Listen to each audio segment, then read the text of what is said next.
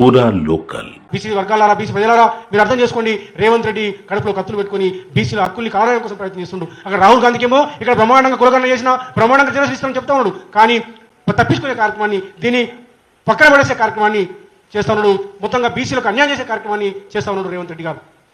అందుకోసం ఈ వేదిక నుంచి మేము డిమాండ్ చేస్తున్నాం, ఇమీడియట్గా నువ్వు 2 జీవోలు తీసుకొచ్చి ఈ స్థానిక సంస్థల్లో విద్యా ఉద్యోగ రంగంలో మీరు రిజర్వేషన్ ఇవ్వచ్చు. బీహార్లో నితీష్ కుమార్ గారు ఇచ్చారు, కులగణన వేసి 2 లక్షల ఉద్యోగాలు వేసి ఆ 2 లక్షల ఉద్యోగాల్ని బ్రహ్మాండంగా 2 లక్షల ఉద్యోగాలు ఫిలప్ చేస్తే దాంట్లో 1,20,000 ఉద్యోగాలు బీసీలకు వచ్చినాయి. పాట్నా హైకోర్టు కొట్టేసింది. తర్వాత సుప్రీంకోర్టులో నితీష్ కుమార్ కొట్లాడుతున్నారు. మీరెందుకు అట్లా చేయట్లేదు? మీరెందుకు ఢిల్లీకి పోయి రండి మీరు అందరము అక్కడ కబడ్డీ ఆడదాము, మీరు నాతో పాటు ఆడతారా, ఆడకపోతే మీరు ద్రోహులు అని చెప్పేసి ఇలా ఈ పద్ధతిలో దబాయించే పరిస్థితి. నేను ఎంత చేసినా, మీరు మొత్తం బిల్డింగ్ కట్టినా, పునాది వేసినా, ఇక మీరు నిర్మించుకోండి బంగ్లా అని చెప్పేసి ఇలా గతంలో కోటా శ్రీనివాస్ గారి సినిమా చూసినట్లు ఇలా సినిమా చూపిస్తున్నాం. మాకు కమల్ హాసన్ కంటే గొప్ప యాక్టర్ అయిపోయినావు నువ్వు. ఇలా మేము మీకు ఆ కోడిని చూయించుకుంటూ మీరు అక్కడ పెడితే, తాడుకు కోడిని పెడితే మేము ఇక చికెన్ తిన్నట్టుగా, మేము బ్రహ్మాండంగా భోజనం చేసినట్టుగా మేము ఫీల్ కావాలి. చాలామంది మేధావులు కూడా అట్లా ఫీల్ కమ్మంటున్నాం. కాబట్టి ముసుగేసుకున్న మేధావులారా, ఖబర్దార్ మేము చెప్తా ఉన్నాం. మీరు బీసీ వర్గాలకు మీరు ప్రతినిధులు కాదు, బీసీ సమాజానికి మీరు నాయకులు కాదు. మీరు పక్కన ఉంటే రేవంత్ రెడ్డి గారు అనుకుంటున్నారు మీరు పక్కన ఉంటే బ్రహ్మాండంగా బీసీని మోసం చేయొచ్చని చెప్పేసి ఆయన అనుకుంటున్నారు. కానీ దాన్ని ఇలా మేము తుత్తినీళ్ళు చేస్తాం. ఇక్కడ ఆర్ కృష్ణ ఉన్నాడు, గత 40 సంవత్సరాలుగా బలహీన వర్గాల కోసం కొట్టినటువంటి నాయకుడు. మరొక తత్వవేత్త మా గురువర్యులు నారగోని గారు అనేక సంవత్సరాలు తన ఉద్యోగాన్ని కూడా వదిలేసుకొని 2 ఉద్యోగాలు వదిలేసుకున్నారు.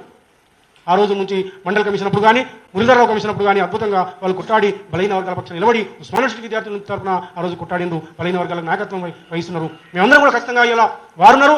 మేము కూడా ఆ రోజు తెలంగాణ ఉద్యమంలో బలంగా నిలబడ్డము. కేసీఆర్ గారికి ఆ రోజు విద్యార్థి నాయకులుగా మేమంతా నిలబడి కాంగ్రెస్ చేసిన కుట్రల్ని మేము తుత్తినాలు చేసి తెలంగాణ ఉద్యమంలో ఆ రోజు నిలబడి 180 కేసులు పెట్టుకుని 6 నెలలు జైల్లో ఉండి ఆ రోజు విద్యార్థి నాయకులుగా మా పాత్ర మేము పోషించడం. ఇప్పుడు మాకు జరుగుతున్న అన్యాయానికి మేము చూస్తూ ఊరుకోమని చెప్పేసి రేవంత్ రెడ్డి చెప్తా ఉన్నాం. ఇమీడియట్గా ఈ తక్షణమే నువ్వు 2 జీవోలు తీసుకురా. 2 జీవోలు తీసుకొచ్చి విద్యా ఉద్యోగ రంగాల్లో మాకు రిజర్వేషన్ ఇవ్వు, స్థానిక సంస్థల్లో రిజర్వేషన్ ఇవ్వు. దానివల్ల మా పిల్లలకు ఉద్యోగాలు వస్తాయి. అట్లా కాకుండా మీరు దాటవేసే ధోరణి పెడితే ఖచ్చితంగా భవిష్యత్ కార్యాచరణ చేస్తాము, అద్భుతంగా ఉద్యమాలు చేస్తాము. విద్యార్థులందరూ కూడా రోడ్ల మీద తీసుకొచ్చి మీరు చేస్తున్న మోసాన్ని మరి బహిర్గతం చేస్తామని చెప్పేసి మీరు కమల్ హాసన్ కంటే గొప్ప యాక్టర్ అని చెప్పేసి బలహీన వర్గాలకి విప్పు చూపుతాము, మీ ముసుగును తొలగిస్తామని చెప్పేసి, అట్లాగే మీకు ఎవరైతే కూలీలుగా మారిందో ఆ కూలీల సంగతి కూడా చేస్తామని చెప్పేసి ఈ సందర్భంగా మేధావుల ముసుగులో, రిటైర్డ్ ఐఏఎస్ల ముసుగులో, రిటైర్డ్ న్యాయమూర్తుల ముసుగులో మీకు చెప్తే ఇది బ్రహ్మాండంగా ఢిల్లీకి తీసుకుపోండి, మీరు 9th షెడ్యూల్లో చేర్చని చెప్పేసి చేర్చుదాం. 9th షెడ్యూల్లో చేర్చడం కోసము కొట్లాడదాం.